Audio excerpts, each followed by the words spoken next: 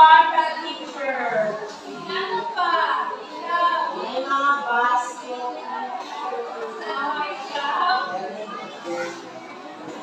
May mga teacher ay mga kulay ng kalsada. Tama. Ito yung magiging chart ng gantimpala natin na kung saan gagamitin natin ito sa pipibigay ng bawat butos. Maliwanag ba? Oo! Gusto niyo ba kumanta? Oo! May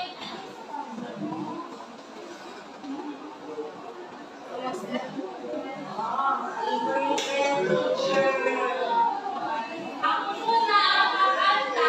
Pagkatapos kumanta ay susunod kayo. Maliwanag ba? Oo! Ako ay may logo, lumipad sa langit. Di ko na nakita, tumutok na pala.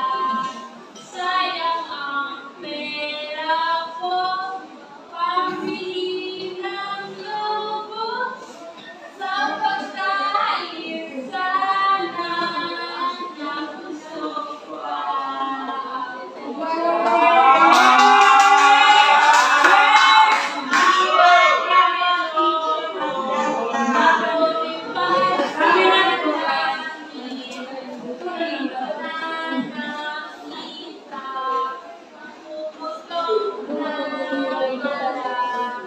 sayang ang pera ko, pambili ng logo. Sa pagkain sana lang gusto pa ako. Sa pagkain sana lang gusto pa ako.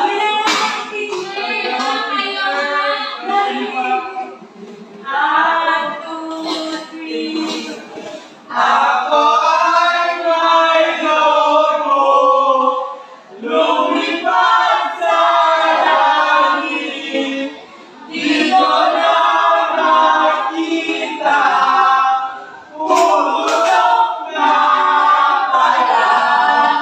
Sayang ang pera ko, pabili ng logo. Sa pagkain sana na busog pa ako.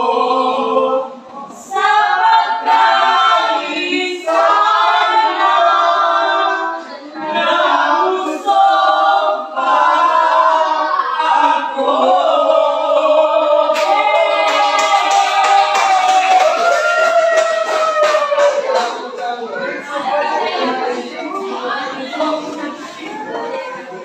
Ngayon, bibigay ako ng aktibidad kung ano nga ang dapat natin gawin kapag tayo ay nagbabasa ng tula.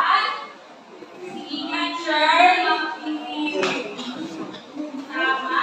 Ikaw, Miguel? Tama? Ikaw? Tama?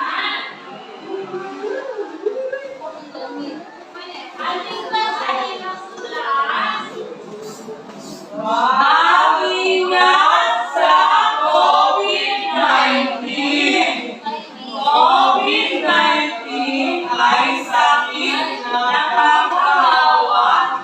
Kailangan ang kaalaman at maawa.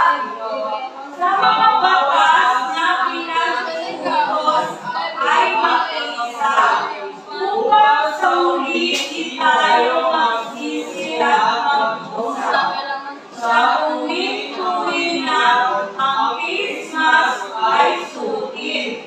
Sa mataong lugar, ang social distancing ay gawin. Sitwasyon ay tagaliin.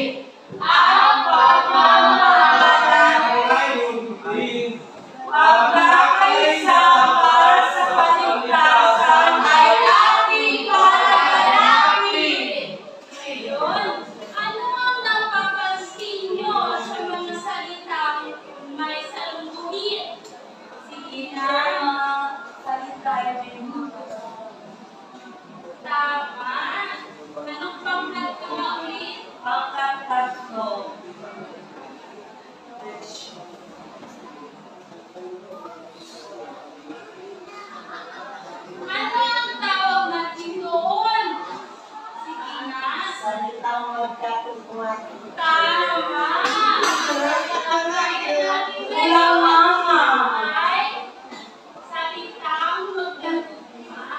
May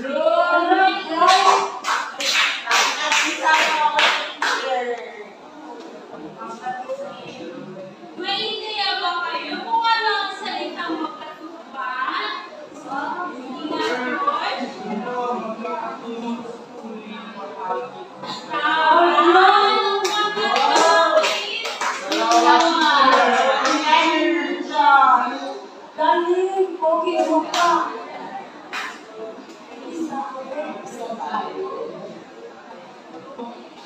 Hindi ba?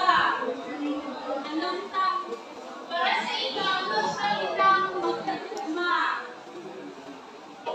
May ideya ba kayo? Sige nga, July. Dahil ang teacher ito ay may dalawang salita na magkakasama. Tawad, magdag ka na ulit. Pangkat, apat ay tatlo. Lahat ng sagot nyo ay tingnan natin kung tama ba ito. Basahin nga natin ng sabay-sabay. Salitang magkatugma.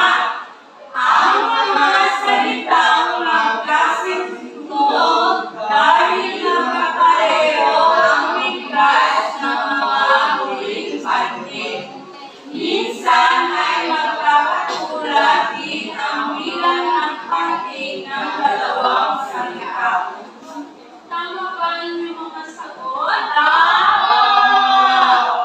Halin. Ngayon, basahin natin ang mga halimbawa.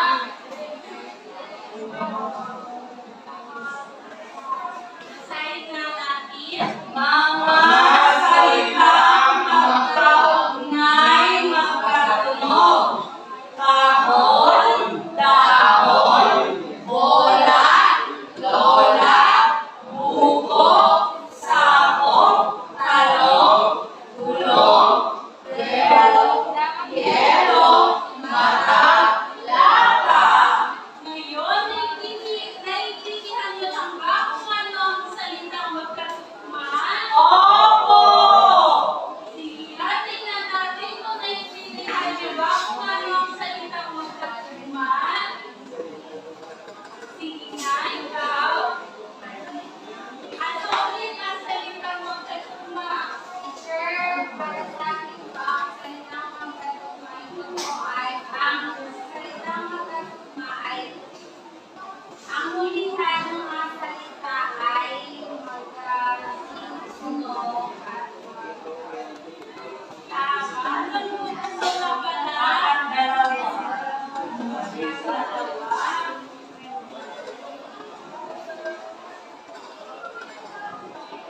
Ano ang mga halimbawa ng salitang magkatugma? Ingat, Jay. teacher, ano? Puno, tsaka puno, tsaka ano pala yun? Puso, tsaka puno.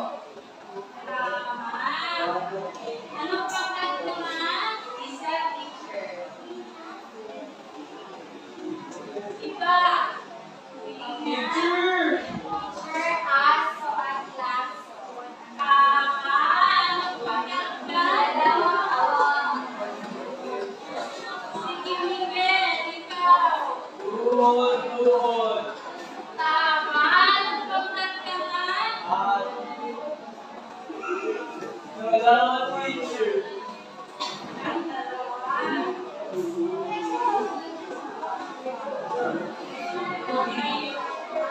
Ikaw. Pinto, ito. Tama. Ano pang Salamat, teacher. Ngayon, paano tayo makabuo ng salitang magkatugma? May ideya ba kayo? Sige nga. Dapat may dalawang salita. Tama.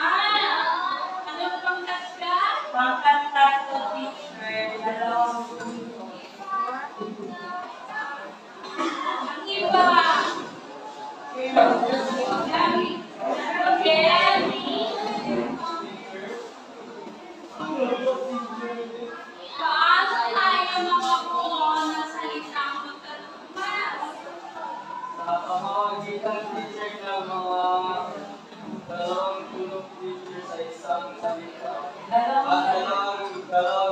teacher. Tama. Upang makakuha tayo ng salitang makatugma, kailangan natin mag-isip ng dalawang salita upang makakuha tayo ng salitang magkatugma. Ngayon, bakit natin kailangan gumamit ng makatugmang salita sa tula? May ideya ba kayo?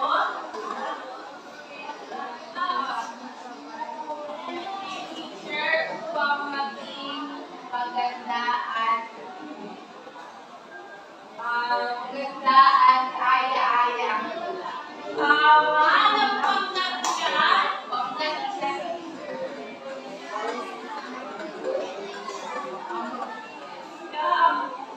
Sayang mo. Teacher, dahil sa magkatugmang salita sa hulihan at kapawagino ng Lord. Magandang Kuya Teacher.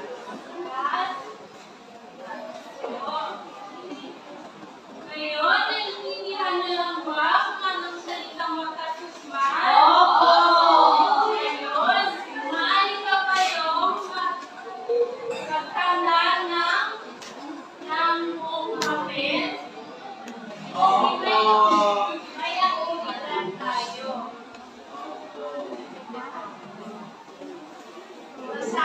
Basahin nga natin ang sabay-sabay ang panutot. Basahin mabuti ang mga pangungusap. Magbigay ng salitang katugma na may salungkuit Sa bawat bilang, hanapin ang katugmang salita sa kahon. Aking kaibigan ay laging Sino makakapagsagot? Sige na, July. Maasahan. Maasahan mo. Opo, Teacher.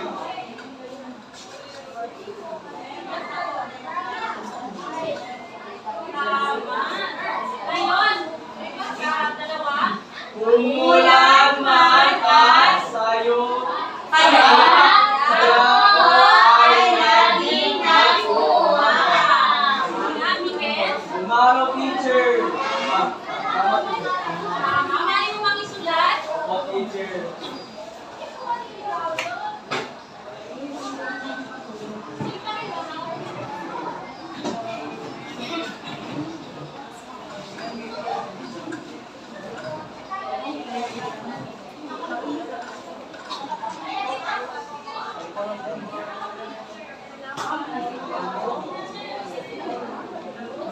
Tapos, teacher. Basahin na natin ang tatlo. na ikaw ay aking kabungalan, ganda mo aking Ano ang sagot? Hindi nga, Miguel. Tama. Maaari mo ba isulat dito?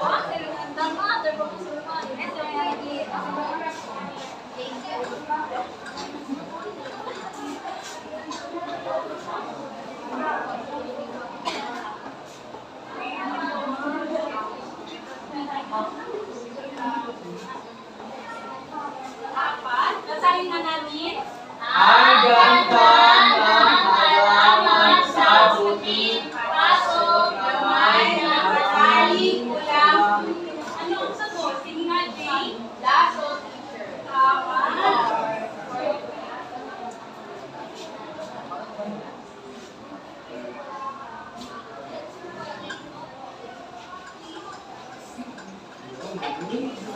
Huli.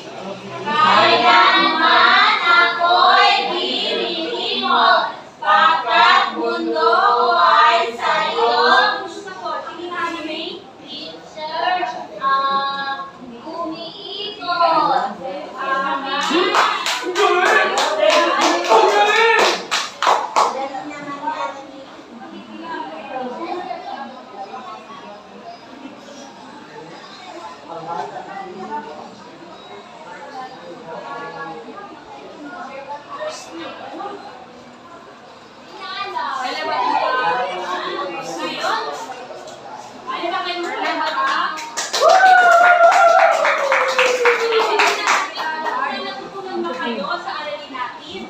Opo. Ano nga ulit ang salitang magkatugma? May ideya ba kayo? Sige nga, Ana May. Teacher, ito ay ang mga salitang pareho sa kulitan. Tama. Anong pangkat ka? Tatlo. Ano ang mga halimbawa ng salitang magkatugma? Sige nga, Michelle. Pinto. Ano, lago. Bola, lola. Anong pangkat ka? Dalawa, teacher. Teacher, Wait lang, may tanong pa ako. Paano tayo makabuo ng salitang magkatugma? Miguel? Teacher, dapat magka-tulog yung teacher, yung mga salita ng teacher para upang makagawa tayo ng tula na ayon-ayon sa ating gagawin na salaysay teacher. Tama si Miguel. Mano na kayo nagbigyan ng nagtutulungan club? Oh! G-W-O-D-A-O-E. Good job. Good job. Kayo naman. G-O-D-A-O-E, good job! Good job! G-O-D-A-O-E, good job! Good job! Ngayon, maaari ba kayong magtanda na ito yung kwaderno? Bago sulat? Opo! Basahin nga natin. Sa ng limang pares ng magkatugmang salita at gamitin ito sa pangungusap. Nasulat na ba? Oh! Ngayon, titingnan natin kung sino ang nanalo sa ating aktibidad. Bilangin na natin ang pangkat-isa. Isa. Maaari nyo bang bigyan ng tatlong palakpak ng pangkat-tatlo? Isa, dalawa, tatlo! Ngayon, ang pangkat-dalawa naman. Isa, dalawa, tatlo, apat, lima, anim. Maaari nyo bang bigyan ng anim na palakpak ang pangkat-dalawa? Isa, dalawa, tatlo, apat, lima, anim. Ngayon, ang pangkat-tatlo naman. Isa, dalawa, tatlo, apat, lima. Maaari nyo bang bigyan ng limang palakpak ang pangkat-tatlo? Isa, dalawa, tatlo, apat, lima! Ang nanalo sa ating aktibidad ay ang pangkat-dalawa. Maaari nyo bang bigyan sila ng magaling club? Ano, teacher? 1, 2, 3, 1, 2, 3. Ang galing-galing! Kaya kayo? 1, 2, 3, 1, 2, 3, ang galing, galing. Ngayon, maaari ba kayo magsasagot?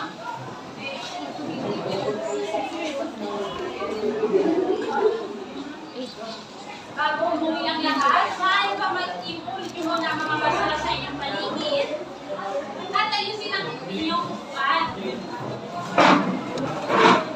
Ngayon, paalam na mga bata. Paalam na po, teacher.